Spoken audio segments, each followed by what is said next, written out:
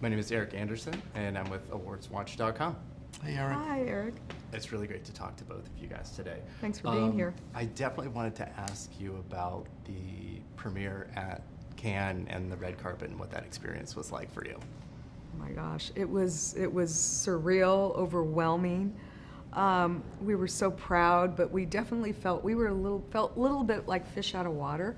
But it was really wonderful to be at a place that really loves cinema, I would say. Yeah, it was an out-of-body experience for sure.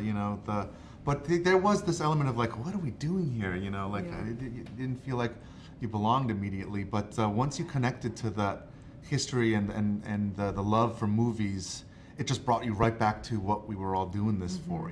Like the French history of like the first cinema audience of all time with the Lumiere brothers. It was really cool. It is, and Pixar has a history, so it was nice to be able to see that continue. Yeah, absolutely. Yeah.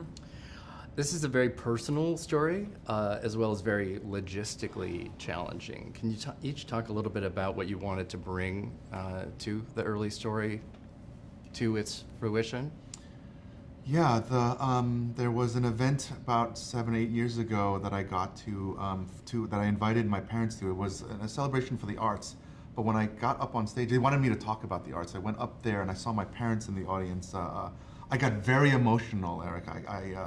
It just got overwhelmed with gratitude, and I saw my parents there, and I thanked them for all the sacrifices that they had made from coming to this country, not knowing the language, with no money, and making a life for my brother and I. And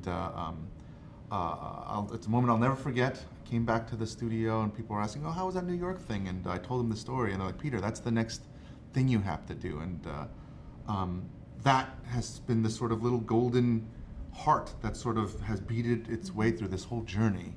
My parents passed away during the making of this thing, and that has messed me up in ways that like I didn't see. And the film, as we were making it, took different turns, and ultimately trying to get to a place where we were trying to honor all of our parents. So many of the crew brought their same stories to this that really opened it up. Yeah, I mean, I was very excited when Peter pitched the idea because I was really up for doing something that was technically challenging, and I knew that this would challenge the studio in a way that I felt like people were really hungry to take something like this on. And it wound up being way more difficult than I think either of us ever suspected, because of the fact that these characters are simulated, created out of simulations. They still have to emote and you have to connect to them, but they still have to feel like fire and water. So it was quite a challenge. And I think a big part of that is the casting, and I think Leah and Mamoudou are absolutely fantastic. Can you talk about landing on them?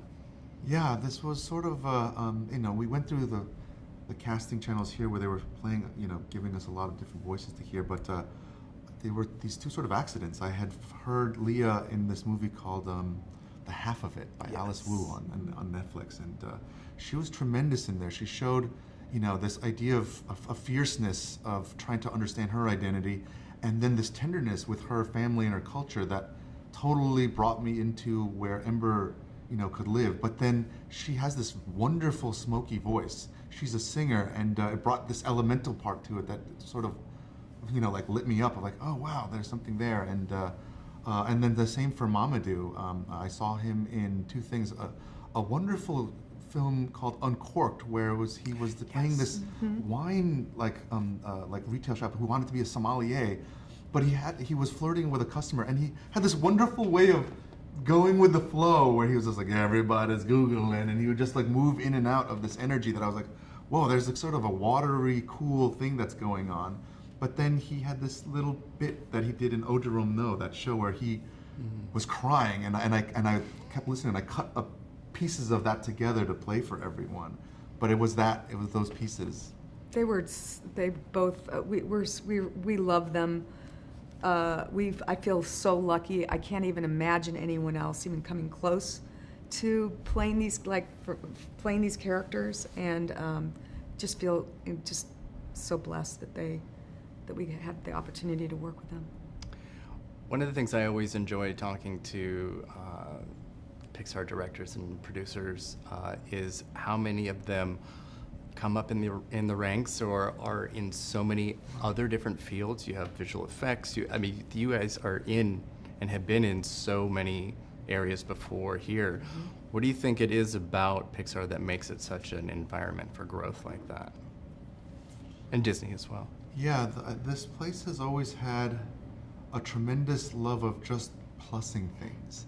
Meaning, as simple as it sounds, it's in its base, it's just trying to make the movie as better and better and as best as it can be. And so when you boil that down, it's just like, if you can come from anywhere with an idea. It wasn't ever structured of like, oh, that's your job, it has to come from there. It's always been, at least from my point of view, about like, oh, you have an idea for something in lighting, you have an idea for something for the sound.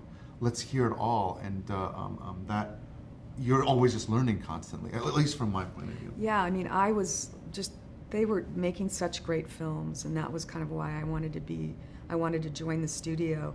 And I love the fact that, I mean, as you're saying, we work with people that care about doing that. And really, everyone always goes above and beyond, their roles. And it's always, I mean, I say that the studio can do anything. And I love our colleagues. I love working here.